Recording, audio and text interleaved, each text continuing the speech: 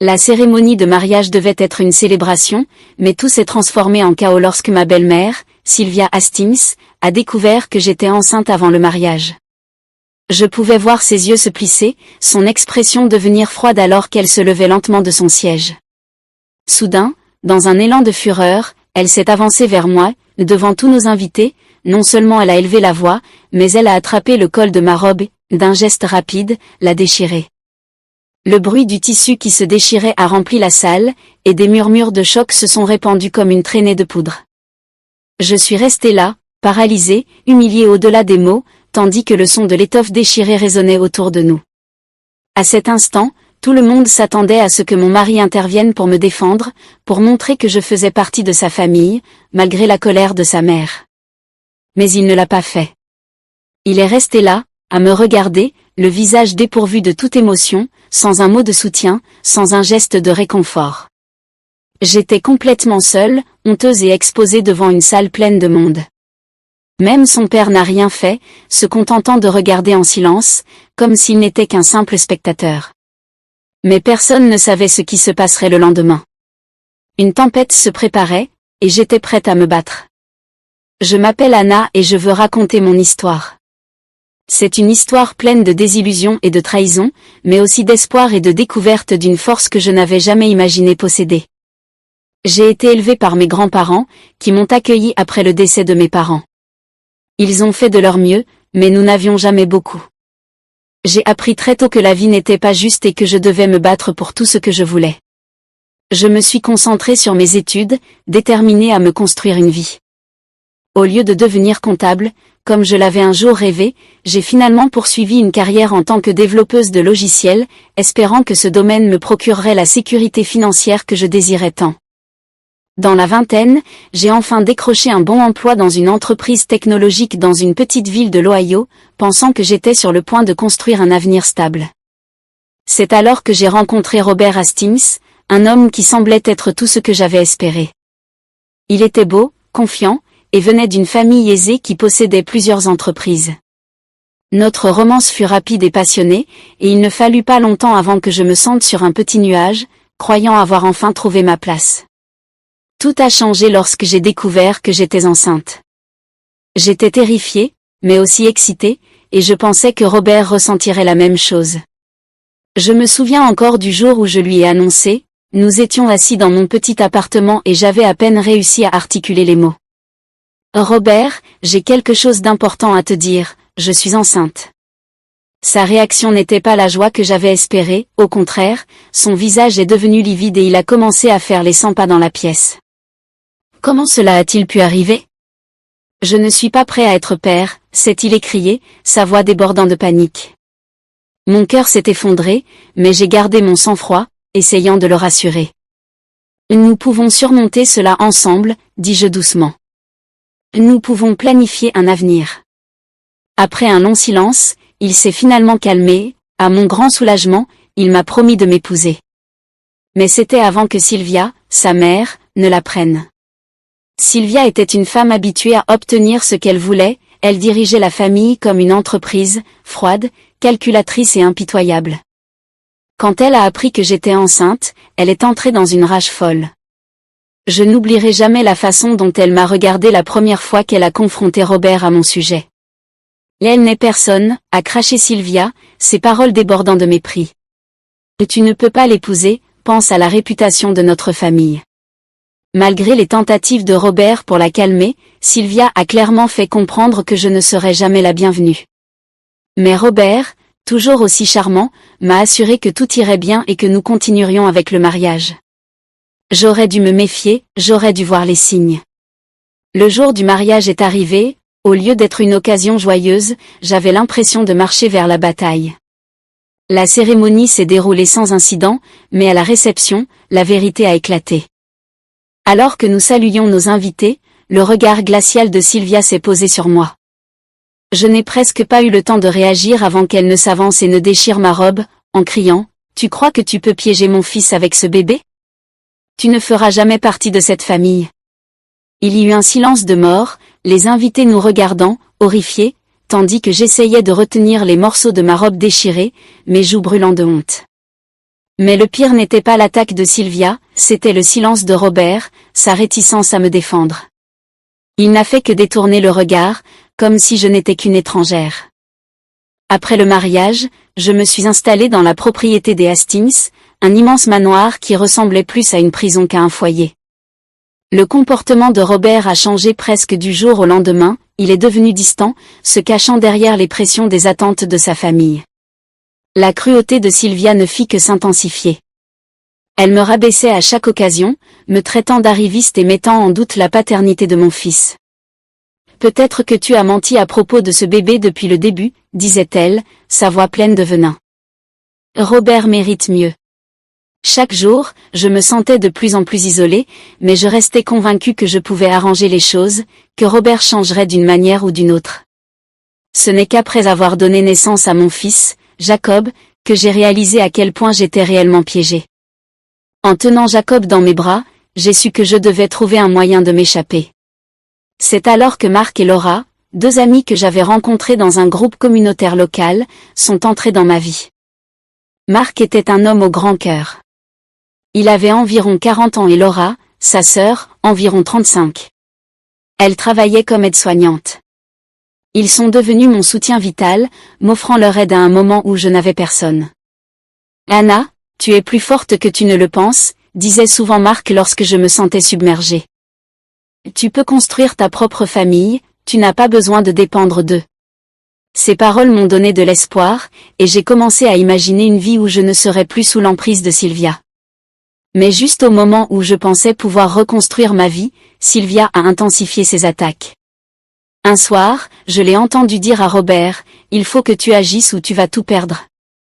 Elle va emporter ce bébé et ruiner ta vie. » La réponse de Robert m'a stupéfiée, « Je ne sais pas quoi faire, maman. » Qu'est-ce que je devrais faire? À cet instant, j'ai compris que je devais protéger Jacob, si je n'agissais pas, Sylvia m'enlèverait tout.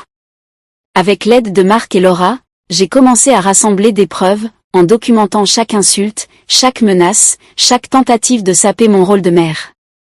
Oui, j'ai entamé la procédure de divorce. Le jour de l'audience pour la garde, j'étais terrifiée. Sylvia était impeccablement vêtue, me regardant comme si elle avait déjà gagné, mais je suis restée ferme, présentant mon dossier avec toute la force que j'avais durement acquise. Lorsque le juge a annoncé sa décision, m'accordant la garde exclusive de Jacob, j'ai senti les chaînes se briser enfin. « Ce n'est pas fini, Anna », a grondé Sylvia en quittant le tribunal. « Peut-être pas », ai-je répondu en tenant mon fils près de moi, mais je me battrai toujours pour lui. Dans les mois qui ont suivi, j'ai commencé à reconstruire ma vie. J'ai trouvé une petite maison, je l'ai remplie de rire et d'amour, et j'ai regardé Jacob devenir plus fort chaque jour. Avec Marc et Laura à mes côtés, j'ai créé une nouvelle famille, bâtie sur le soutien et la confiance. Je ne faisais plus que survivre, je prospérais.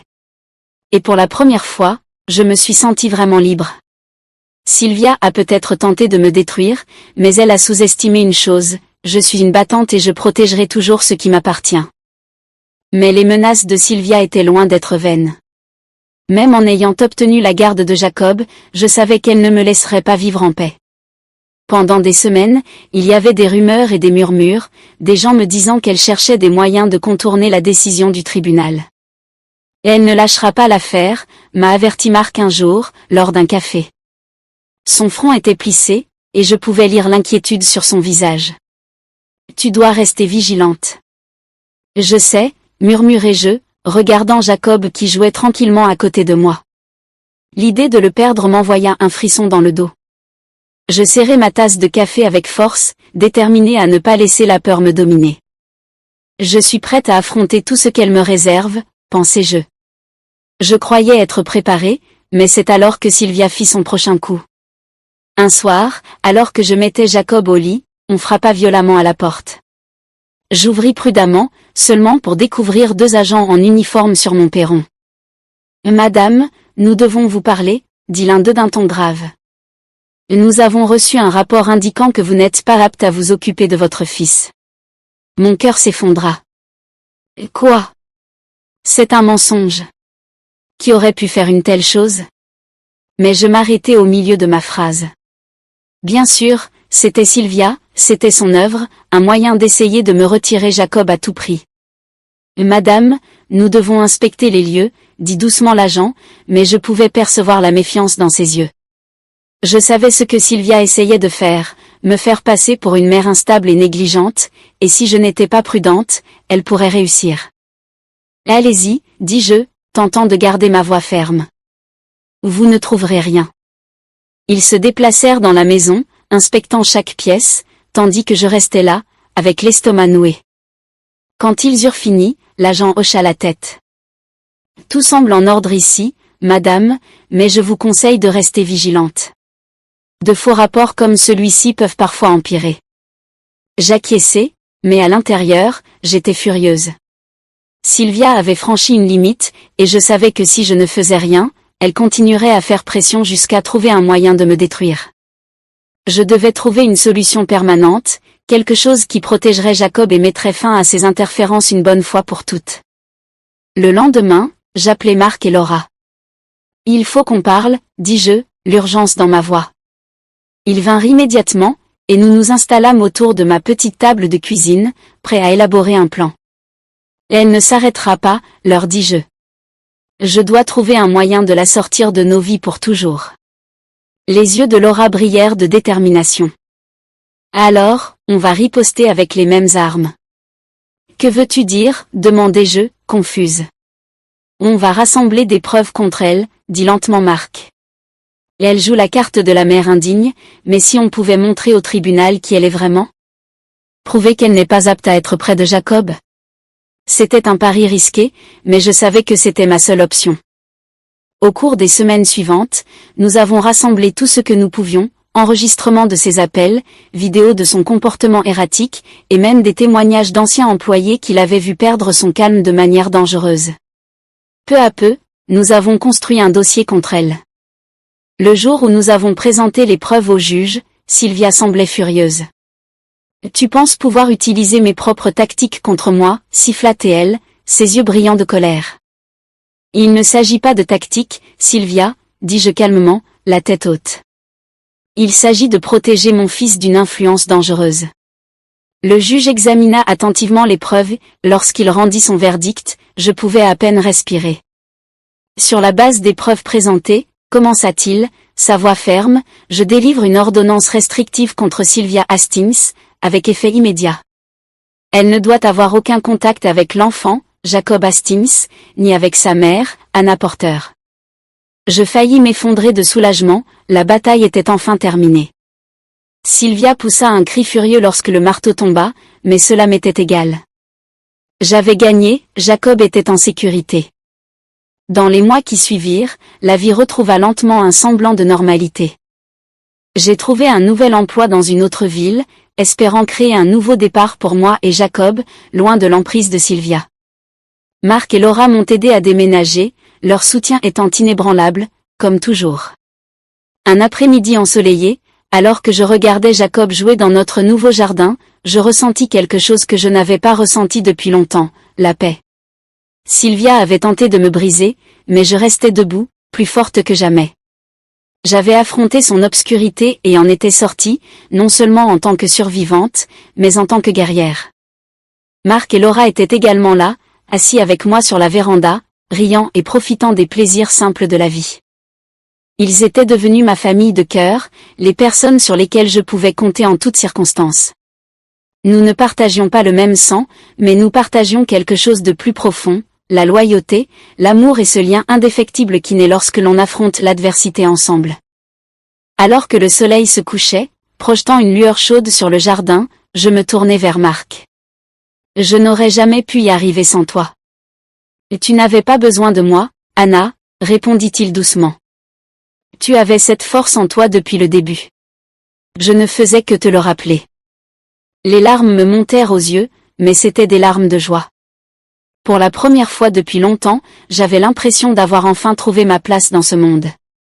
Je n'étais plus seulement une mère qui luttait pour survivre, j'étais une femme qui avait combattu pour sa famille et qui avait triomphé. Sylvia avait peut-être perdu la bataille, mais elle m'avait appris quelque chose d'important, que je pouvais affronter le pire et en sortir victorieuse. Je porterai toujours les cicatrices de cette expérience, mais je les arborerai avec fierté, elles sont la preuve que je suis indestructible. Je regardais Jacob, qui riait en poursuivant un papillon dans le jardin. Tout ira bien, mon amour, murmurai-je doucement. Nous irons bien, plus que bien, parce que quoi que l'avenir nous réserve, je savais une chose avec certitude, j'étais enfin libre de construire la vie dont j'avais toujours rêvé pour moi et pour mon fils. Nous avions affronté la tempête et, enfin, les cieux étaient dégagés. Ensemble, nous allions tracer une nouvelle route, remplie d'amour, de force et de la promesse de jours meilleurs à venir. Dans les mois qui suivirent la décision du tribunal, la vie prit progressivement un rythme paisible. J'ai trouvé une petite maison dans un quartier tranquille, loin du chaos de la propriété des Hastings. Chaque matin, je voyais Jacob devenir plus fort, ses rires remplissant notre foyer de chaleur. J'ai commencé à travailler à distance, développant des logiciels pour une petite entreprise, et les joies simples de notre nouvelle vie, comme les rires de Jacob poursuivant des papillons dans le jardin, devinrent ma source de force. Marc et Laura continuèrent d'être des présences constantes dans ma vie, venant souvent nous voir pour s'assurer que tout allait bien et offrir un coup de main. Ils étaient devenus la famille que j'avais toujours souhaitée, prouvant que l'amour et la loyauté ne sont pas toujours liés par le sang. Un soir, assise sur la véranda, tenant Jacob tout contre moi, je me permis enfin de me détendre. Je n'étais plus en mode survie, j'étais en train de m'épanouir. J'avais combattu pour mon fils, pour notre avenir, et, contre toutes les attentes, nous avions gagné. Les cicatrices du passé persistaient, mais elles ne me définissaient plus. Elles me rappelaient simplement la force que j'avais trouvée en moi. Pour la première fois depuis bien longtemps, je me sentais véritablement libre et pleine d'espoir pour l'avenir, prête à embrasser tout ce qui allait venir.